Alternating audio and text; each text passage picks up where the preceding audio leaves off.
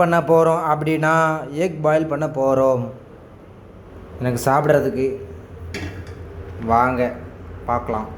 சாச்சி, இனி என்ன பண்ண வேண்டும்? தண்ணீரை ஊற்ற வேண்டும். ஒரு செம்பு தண்ணி இருக்குது, பாப்பா ஊற்றுவோம். ஒரு செம்பு தண்ணி காணுமா அப்படின்னு பார்ப்போம்.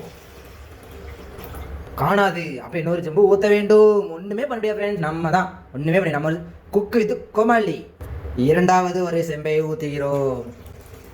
இது போதுமா என்று பார்ப்போம். ஓ யா, இது போதும், இது இப்போதைக்கு போதும்.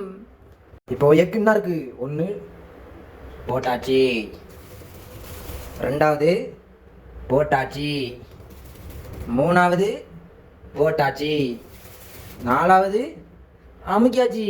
அவ்வளோதான். 4 முட்டை தான் நமக்கு. அதுக்கு மேலே கேட்டால் வீட்டில் வெளியே போய் வரட்டி விட்டுருவாங்க. 4 முட்டை சரியா?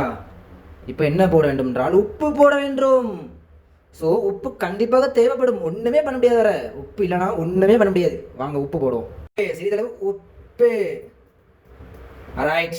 இதுக்கு மேலே போட்டால் நம்ம உப்பு நோய்ந்தோம். அதனால் உப்பு போதும். இனி அதை கொதிக்கணும். நல்லா சூடாகவே கொதிச்ச வருது நம்ம எடுக்கணும். ஓகே.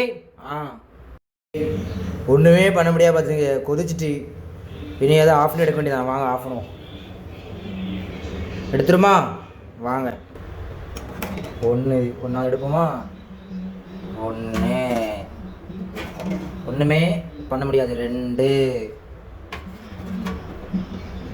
இதுலேயும் ஒன்றுமே பண்ண முடியாது. எனது 3 4 முடிஞ்சு போச்சு. சரி சேட் ப்ரோ.